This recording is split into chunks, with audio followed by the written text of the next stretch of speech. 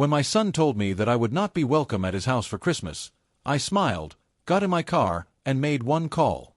By the new year, I had their mortgage payments can-led. And that was just the beginning of my plan. Justice must be restored and arrogance punished. You won't believe what I did next. Before we continue, please subscribe to the channel and let us know where you're listening in the comments. I could make my famous turkey this year, I said, settling deeper into Michael's leather couch. The one with the sage stuffing your mother used to love. Remember how she'd always say it was better than her grandmother's? The words hung in the warm air between us, mixing with the scent of Isabella's expensive vanilla candles. Michael shifted beside me, his wedding ring catching the light from their 12-oak Christmas tree. Something in his posture changed, shoulders pulling inward like he was bracing for impact. Dad, unfortunately, you won't be welcome here for Christmas. The words hit me like a physical blow. I blinked, certain I'd misheard. What do you mean? Why wouldn't I be welcome? Michael couldn't meet my eyes, his gaze fixed on the marble coffee table, the one I'd helped him pick out last spring when Isabella decided their old furniture wasn't sophisticated enough. Isabella's parents are coming, and they'd prefer if you weren't here. My hands went cold. They'd prefer. It's just easier this way, Dad. You know how her family is about traditions. They have their own way of doing things. His voice got smaller with each word, like he was shrinking inside himself.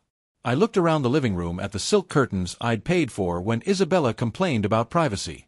At the hardwood floors that had come from my second mortgage, at the crown molding that had maxed out my credit card. Every inch of this house bore my fingerprints, my sacrifice, my love for my son. Their own way, I repeated slowly. And what way is that, Michael? He flinched. Dad, please don't make this harder than it has to be. Through the kitchen archway, I could see Isabella's new KitchenAid mixer, the professional-grade one she'd insisted she needed for her holiday baking phase that lasted exactly 3 weeks. $2,000 of my money sitting there, probably used twice since October. Where will I spend Christmas then? The question came out quieter than I intended. Michael's face crumbled. Maybe you could, I don't know, maybe visit Aunt Rosa, or we could do something the weekend after. The weekend after. Like Christmas was just another appointment that could be rescheduled for convenience. I stood up, my knees protesting after 8 years of carrying this burden alone. I see, Dad. Wait. But I was already moving toward the door, past the family photos, where my face grew smaller and more distant in each frame, past the coat closet that held Isabella's 1,000 jackets. My hand found the door knob solid and cold under my palm. Son, I said without turning around. Tell Isabella's parents, I said.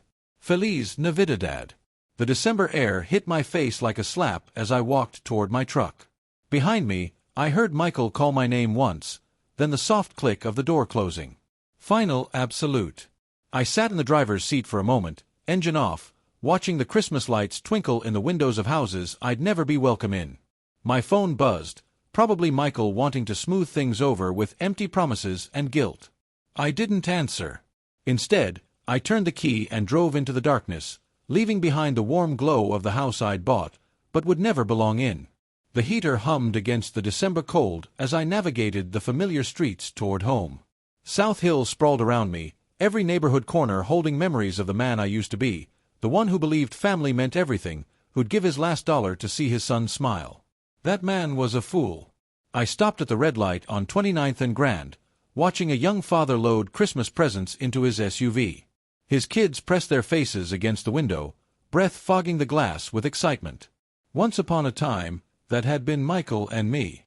Before Isabella, before I became nothing more than a walking ATM with inconvenient emotions, the numbers started rolling through my head like a broken slot machine. $2,800 every month for 5 years. My calculator had given up trying to make sense of it last spring when I'd finally added up the total. $140,000. More money than Maria and I had saved for our entire retirement. Gone. Just gone. I pressed the accelerator harder than necessary as the light turned green. The truck responded with a growl that matched my mood. 5th Street. That was where I'd refinanced my house. Our house, Maria's, and mine, to cover their down payment. The loan officer had looked at me with pity I hadn't recognized at the time. Mr. Flores, are you sure about this? You're putting a lot at risk for someone else's investment. Someone else's investment? Not my son's future, not my family's security. Someone else's investment. Lincoln Street, the bank where I had taken out a second mortgage when Michael lost his job 2 years ago. Just temporary, Dad. Just until I get back on my feet. Isabella had stood behind him, $700 purse slung over her shoulder, nodding sympathetically while mentally calculating how much my desperation was worth. Nothing. As it turned out, my desperation was worth nothing to them. I pulled into my driveway, the one with the cracked concrete I couldn't afford to fix because every spare dollar disappeared into their perfect suburban fantasy. The porch light flickered, another repair I'd been putting off. Inside, the house felt hollow without Maria's laughter, without the warmth of family gatherings that would never happen again. My phone rang as I fumbled with my keys, the shrill tone echoing off the empty walls.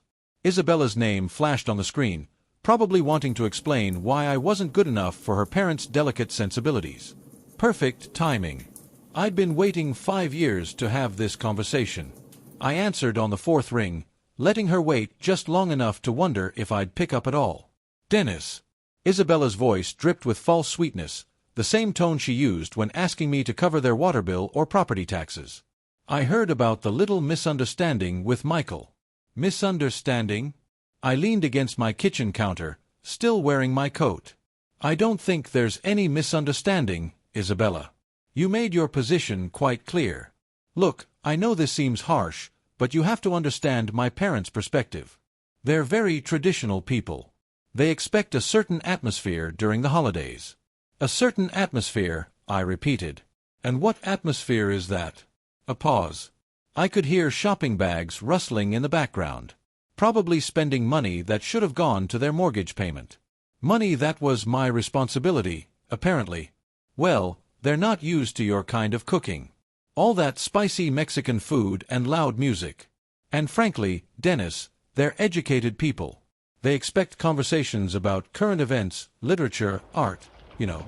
The words hit harder than a physical blow. 8 years of biting my tongue, of swallowing insults for Michael's sake, of pretending not to notice the way she looked at me like I was some kind of hired help. My kind of cooking. My voice stayed level, controlled. You mean the food you ate every Sunday for 3 years when money was tight? The tamales you said reminded you of your grandmother? That was different. We were appreciative then, but now with my parents. Now with your parents, you can't have the Mexican peasant embarrassing you at your fancy dinner table. The false sweetness evaporated. Don't be dramatic, Dennis. This isn't about race. It's about class. My father graduated summa cum laude from Washington State. My mother speaks 4 languages. They summer in the Hamptons. What exactly would you contribute to dinner conversation? Stories about laying tile. Heat flooded my chest, but I kept my voice steady. I built a business from nothing after your husband's grandfather died. I've employed over 50 people. I've paid more in taxes than your father made in his best year. Money isn't everything, Dennis. Breeding matters. Education matters. And frankly, Maria understood her place better than you understand yours. The line went dead silent. She'd crossed it. The line I didn't even know existed until she'd stomped across it in her designer heels. What did you say about my wife? I'm just saying she knew how to blend in better. She didn't make waves. She understood that some spaces weren't meant for her. My hand tightened around the phone until my knuckles went white. Maria had more class in her little finger than your entire bloodline will ever possess. Oh, please. She was a house cleaner who got lucky. At least she had the good sense to stay quiet about it. Isabella. My voice dropped to something I didn't recognize. I want you to listen very carefully. This conversation is over. We're done pretending to be family. You can't just we're done, I repeated and ended the call. I set the phone down carefully on the counter, my hands surprisingly steady. Around me, the kitchen felt different, smaller, but somehow cleaner, like a weight had been lifted from the air itself. I walked to my desk in the corner, pulled out the manila folder I'd been avoiding for months. Bank statements, mortgage papers, 5 years of automatic transfers that had bled me dry while they lived like royalty. Time to stop the bleeding. Part 4, the first decision, canceling the mortgage. The documents spread across my kitchen table like evidence at a crime scene. 5 years of bank statements, each one showing the same automatic transfer. $2,800 on the 15th of every month, vanishing from my account into theirs, a paper trail of my own stupidity. I pulled out my calculator and started adding. The first year, $33,600.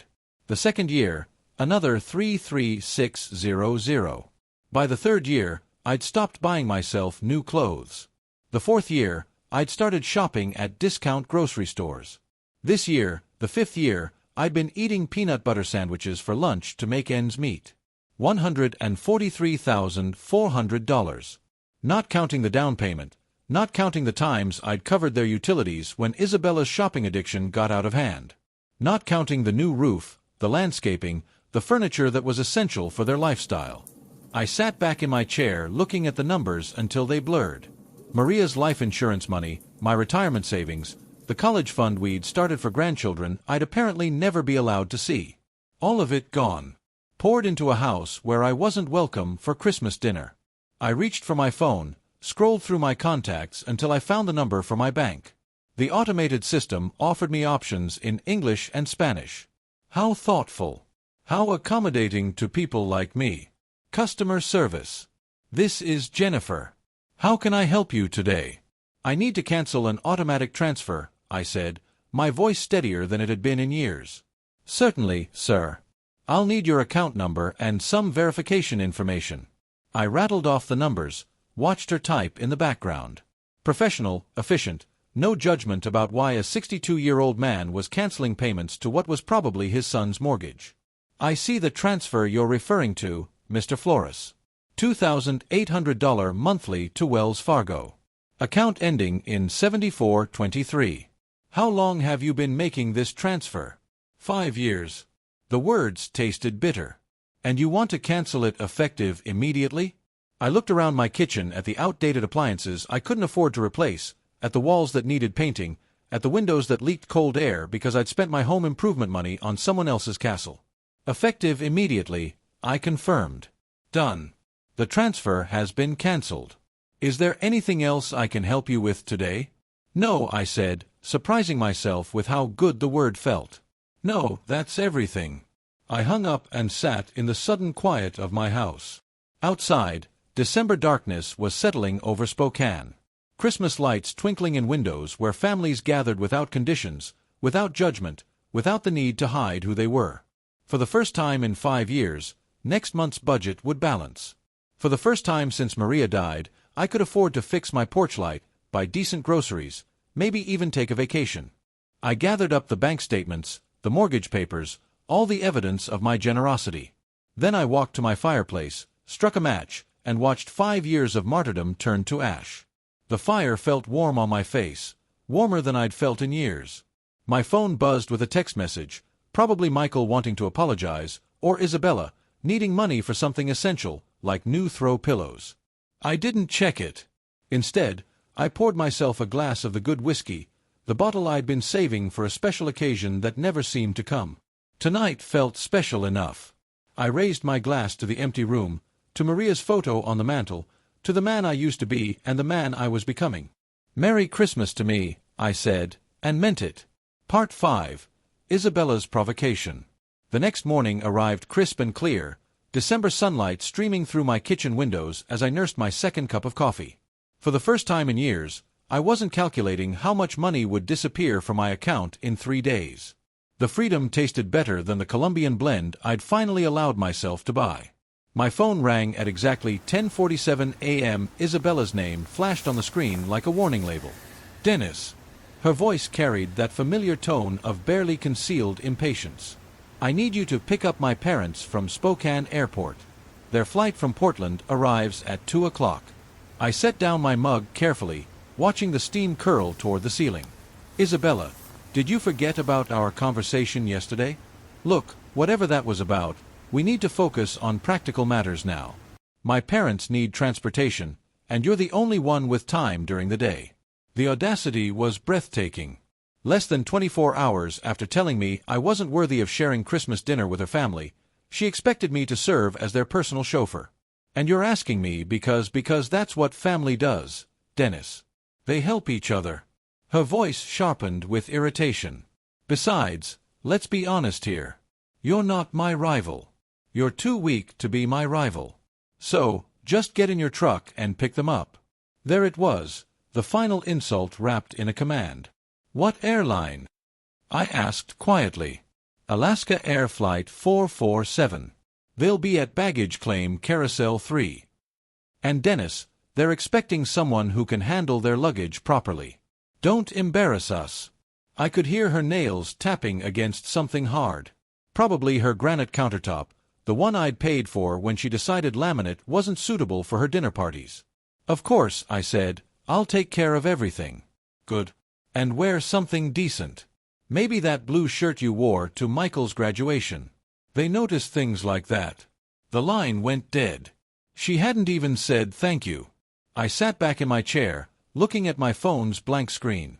2 o'clock, Flight 447, baggage claim, Carousel 3.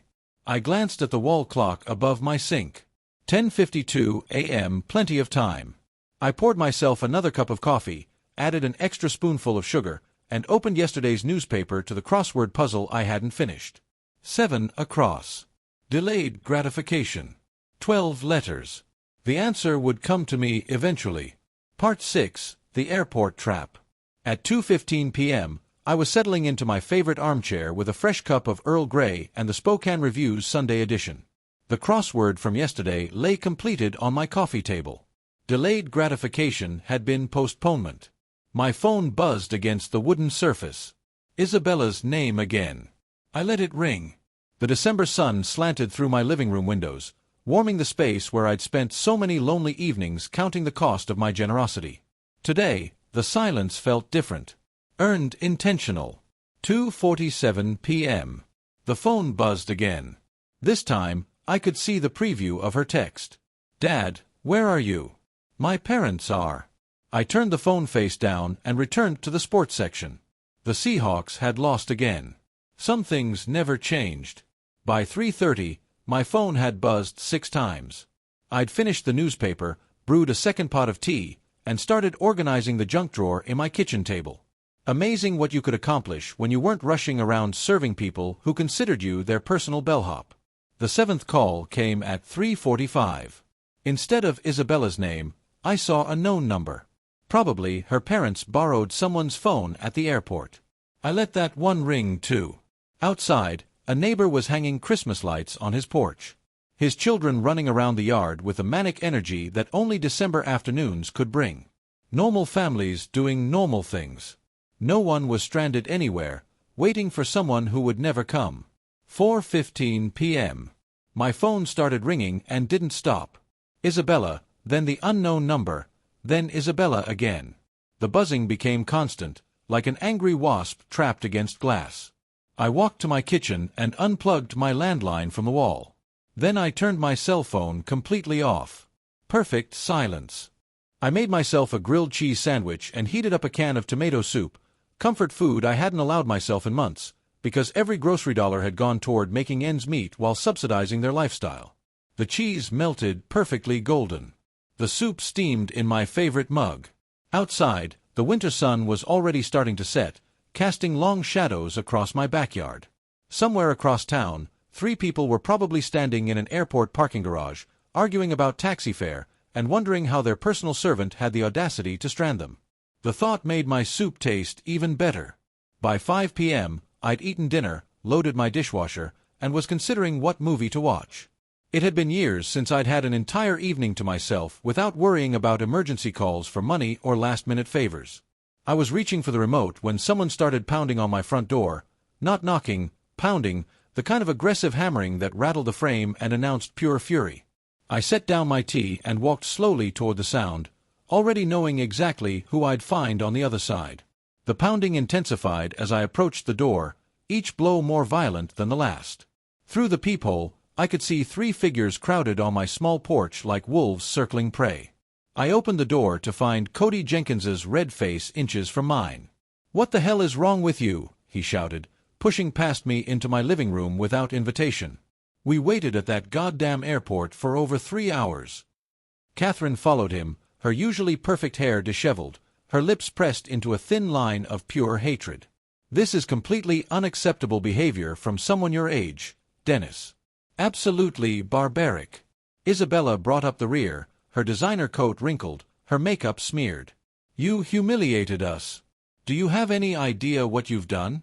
My parents had to take a $40 taxi because you decided to get out of my house. My voice cut through their chorus of rage like a blade through silk. They stopped mid-rant, shocked by the steel in my tone. Excuse me, Cody's face went from red to purple. You don't get to make demands here, buddy. Not after what you pulled today. This is my house, I said quietly, not moving from my position by the door. And I want you out now. Catherine stepped forward, her voice dripping with the kind of condescension she'd perfected over decades of looking down on people like me.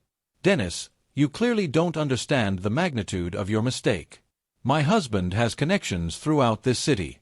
Business connections, social connections. You can't treat people like us this way and expect this was a lesson for you, I interrupted, meeting her gaze steadily.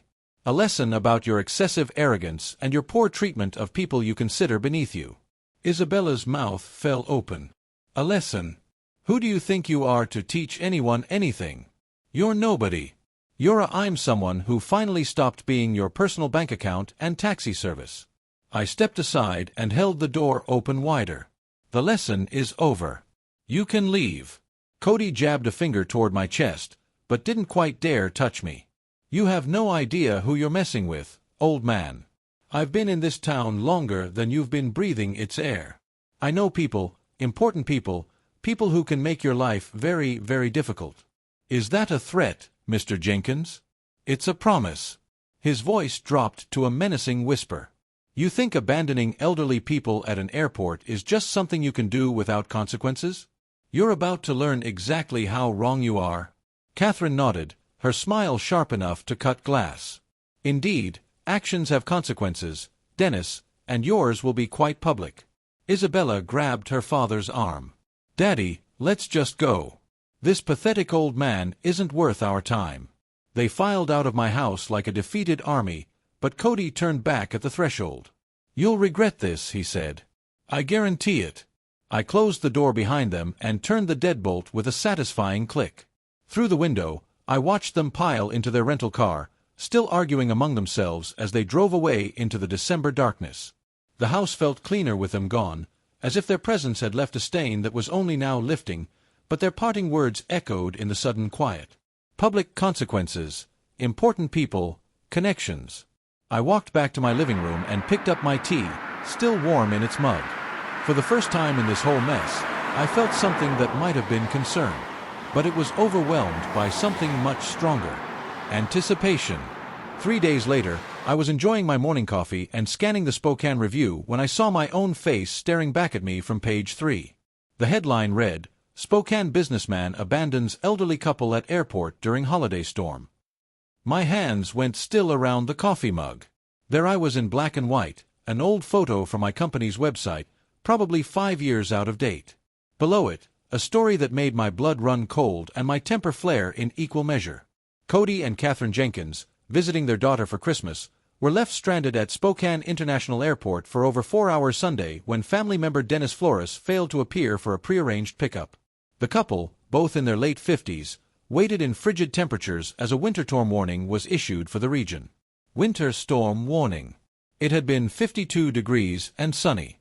We couldn't believe someone would just abandon us like that, said Cody Jenkins, a retired banking executive.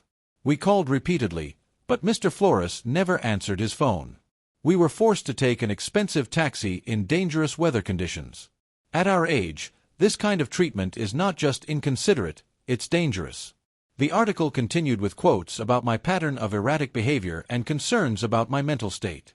Cody had painted himself and Catherine as helpless victims of a cruel old man who'd suddenly snapped without provocation. No mention of the Christmas dinner rejection, no context about Isabella's demands or their years of financial exploitation. Just me, the villain who abandoned poor elderly tourists during a blizzard that existed only in Cody's imagination. I sat down my coffee and read the article again slowly, then a third time. The byline belonged to Patricia Morrison, lifestyle editor.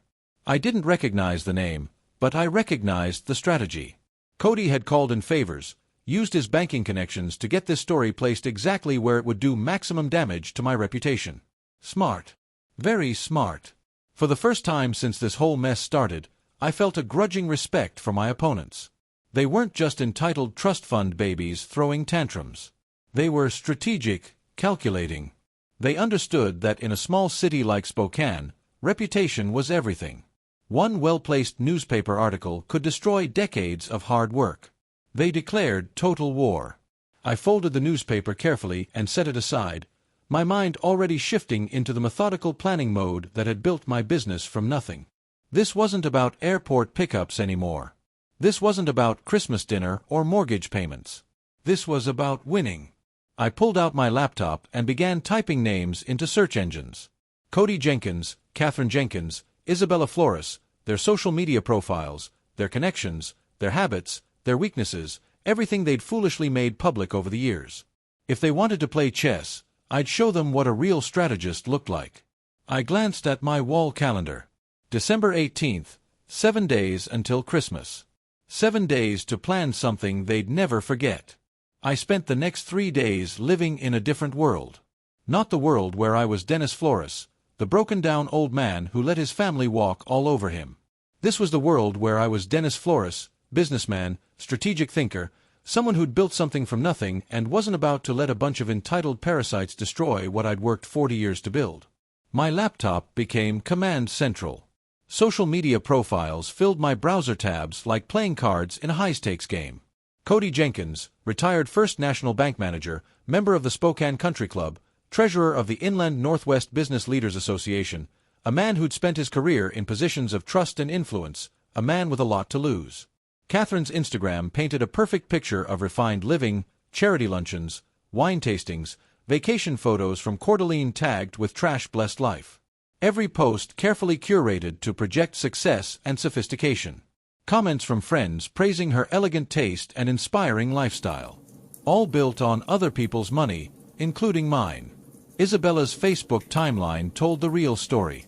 Posts about our beautiful home with photos of the kitchen I'd paid for. Check-ins at expensive restaurants during the months when I'd covered their utility bills. A status update from last week. So excited for Christmas dinner with family. Can't wait to show off our hosting skills.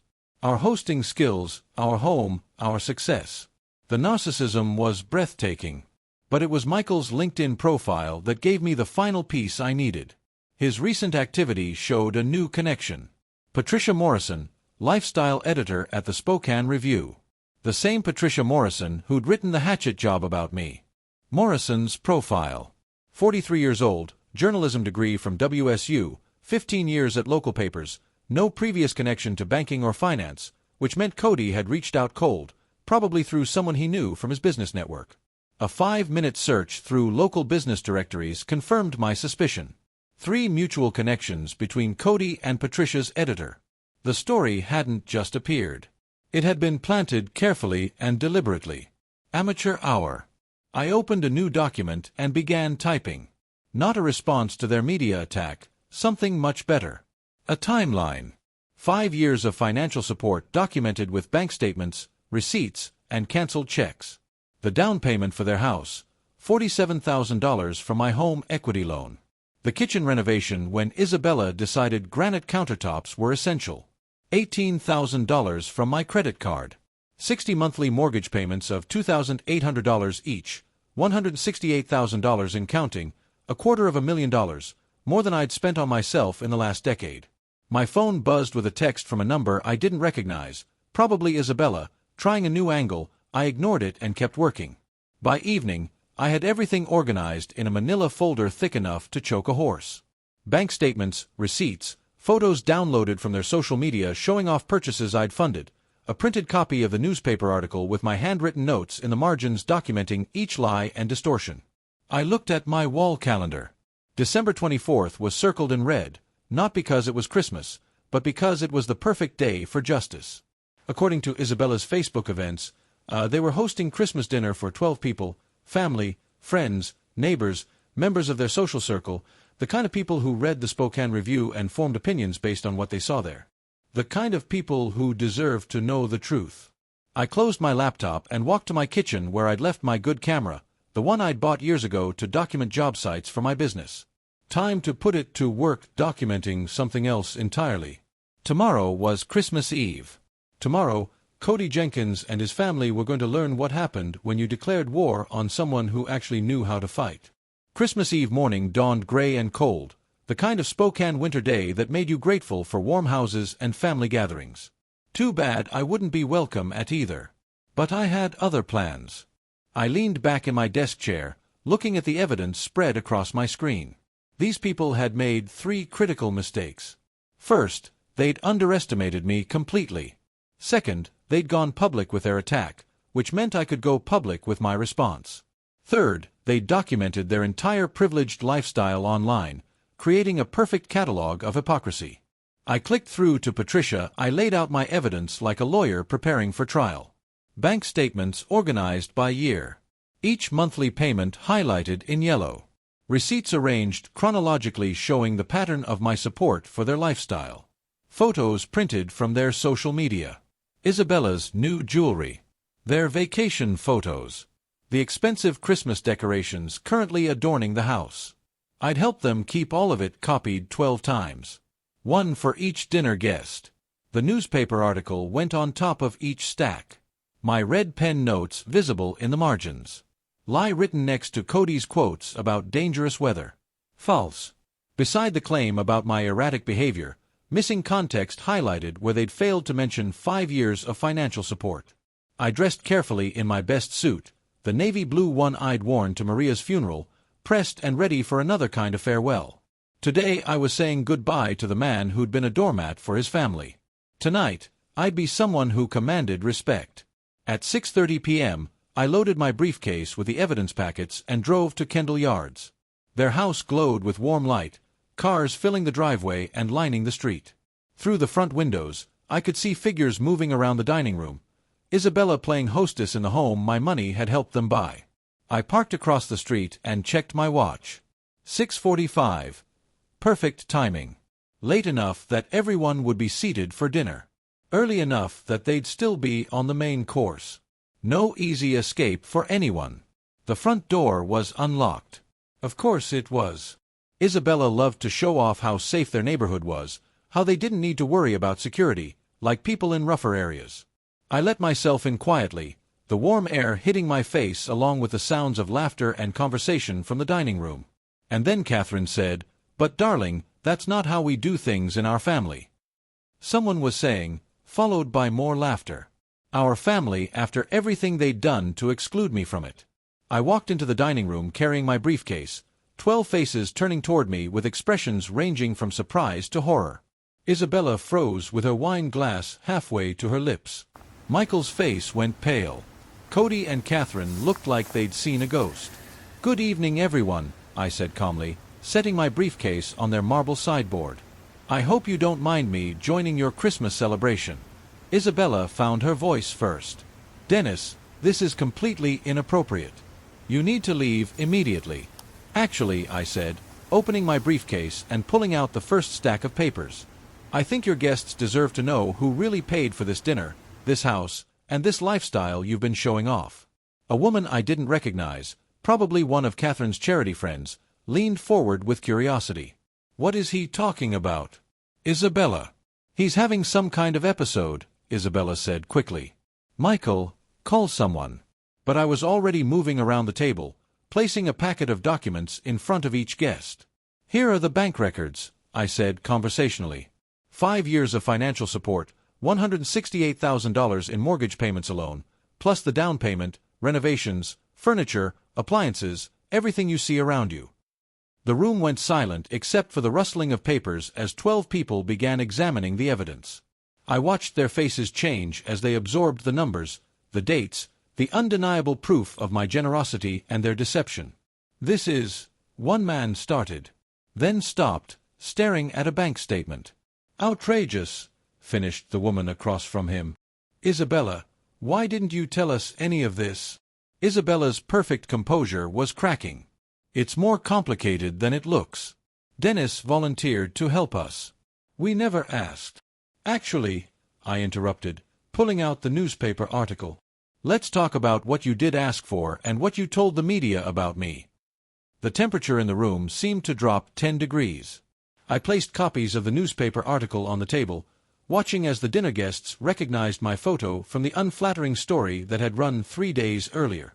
Now, I said, my voice carrying clearly through the sudden silence, let's talk about the real manipulators in this family. Cody's face had gone from red to ashen. Catherine sat rigid in her chair, her wine glass forgotten in her hand. Mr. Jenkins here used his banking connections to plant this story. I continued tapping the newspaper. Notice how I'm portrayed as unstable and dangerous, abandoning poor elderly people in freezing weather. A gray-haired man in expensive sweater looked up from the article. Cody, what is this about? The weather was 52 degrees and sunny, I said before Cody could answer. And they weren't stranded tourists. They were Isabella's parents coming to the Christmas dinner I'd been banned from attending because I wasn't good enough for their company. Catherine finally found her voice. That's not we never said. You never said what, Catherine? I pulled out my phone where I'd screenshotted several of Isabella's social media posts. That I was too low-ass for your parents. That my Mexican food and working-class conversation would embarrass you in front of your educated friends. The woman I'd identified as one of Catherine's charity friends shifted uncomfortably. Catherine, surely you didn't. He's twisting everything, Cody blustered, but his voice lacked conviction. This man has serious mental health issues. The stress of aging, financial problems. Financial problems. I almost laughed. Mr. Jenkins, I've been supporting your daughter and son-in-law to the tune of nearly $3,000 a month for 5 years. The only financial problems here are the ones you're about to have. I turned to address the entire table. These people have taken $200,000 from me while calling me names behind my back. They've manipulated my son against me, banned me from family gatherings, and when I finally stood up for myself, they tried to destroy my reputation in the newspaper. Michael spoke for the first time, his voice barely above a whisper. Dad, I didn't know about the newspaper. Your wife knew, I said quietly. And her parents orchestrated it. They turned me into a villain for refusing to be their personal ATM and chauffeur. The social dynamic in the room was shifting like tectonic plates. I could see it in the guests' faces. The gradual realization that everything they'd been told about tonight's generous hosts was built on lies. This is unconscionable, said an elderly woman in pearls, staring at the bank statements. Cody, how could you let your daughter take advantage of this man's generosity, then attack him publicly when he stopped enabling it? Cody's carefully maintained facade was crumbling. You don't understand the full situation. I understand perfectly, the woman interrupted. This man has been supporting your family financially while you treated him like hired help, and when he finally said no, you tried to ruin his reputation. Catherine's voice came out strangled. He abandoned us at the airport. After you told me I wasn't welcome at Christmas dinner because my presence would be inappropriate for your parents, I said calmly.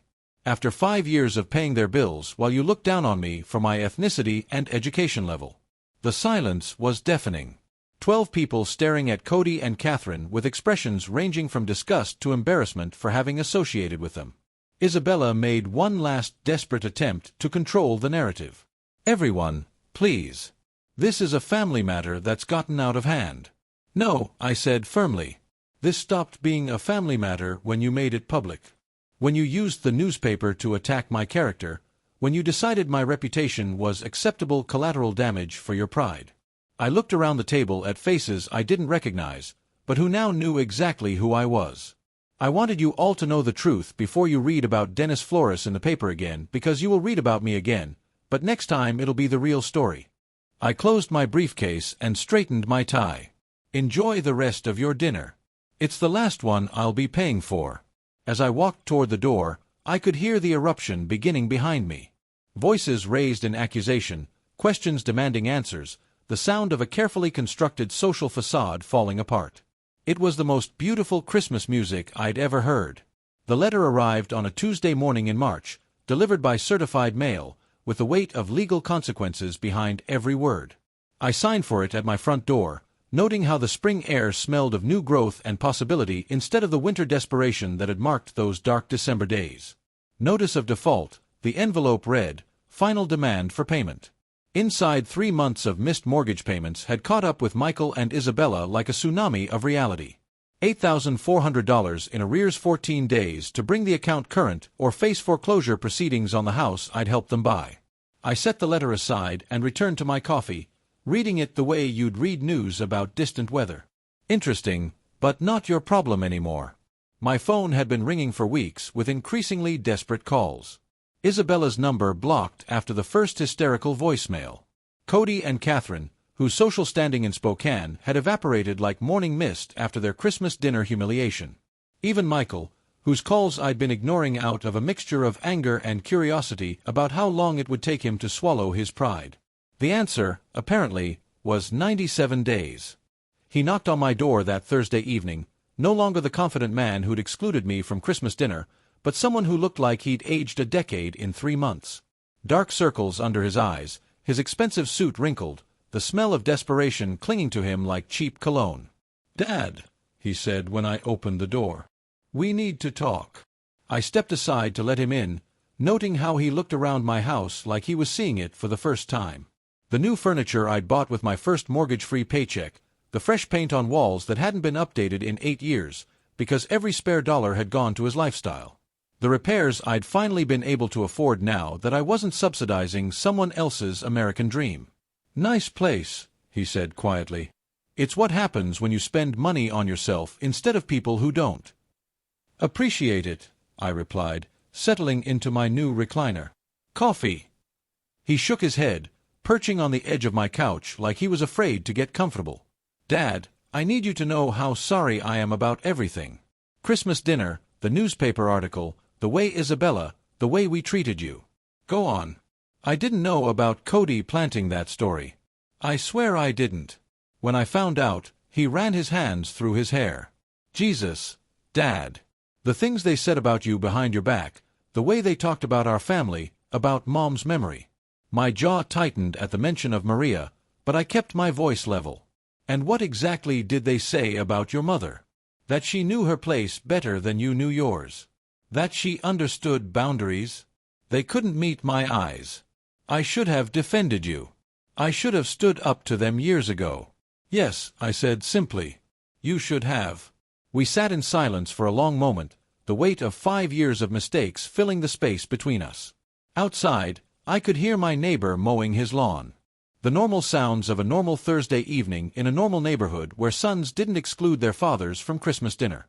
"The house is in foreclosure," Michael said finally. "I know. We can't make the payments without." He stopped, seeming to realize how that sounded. "Without my help," I finished. "Without the money I was sending every month while you let your wife's family treat me like garbage." "I know how it looks, Michael." I leaned forward, making sure he was looking at me. "Do you know how much money I sent you over 5 years?" He nodded miserably. "Isabella calculated it after Christmas. The mortgage payments, the down payment, everything else. Over $200,000. $237,468. I corrected. "I know the exact amount because I finally did something I should have done years ago. I added it up." His face crumpled. "Dad, I'm so sorry. I don't know how to fix this." "You can't fix it, son. That money is gone. But more importantly, those years are gone. 5 years when I could have been building a relationship with you instead of funding your wife's fantasy life." "I know.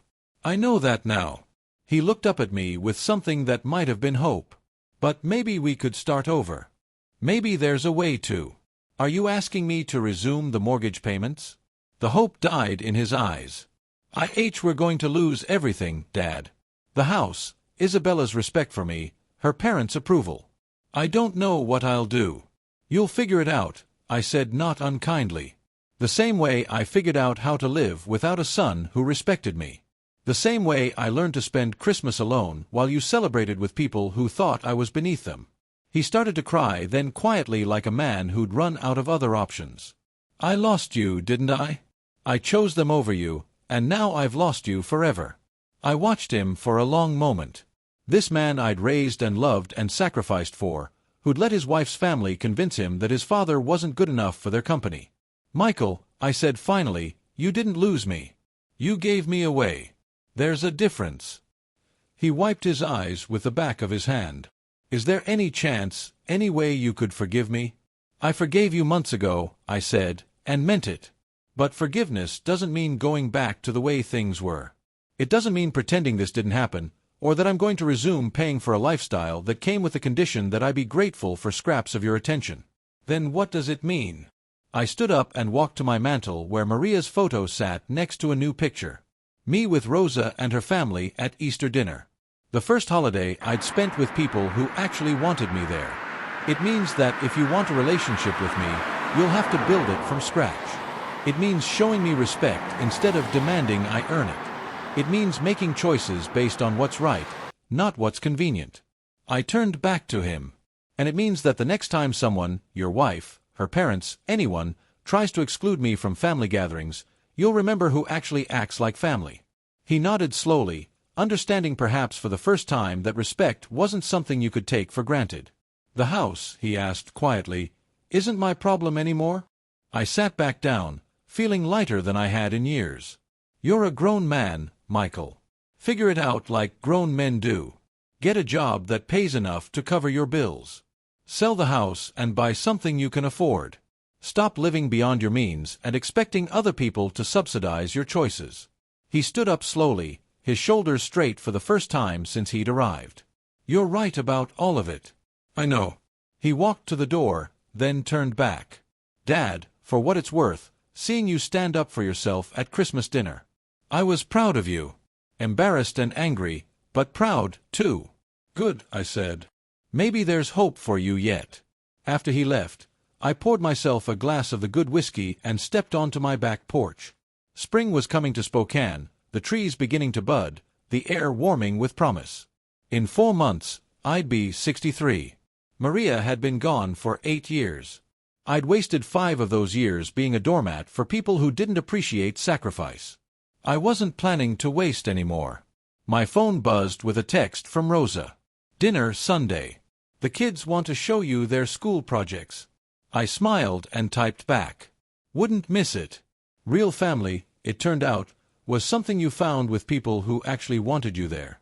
Everything else was just expensive theater, and I was done buying tickets to shows where I wasn't welcome on stage. The whiskey tasted like freedom, and the future looked exactly as bright as I was willing to make it.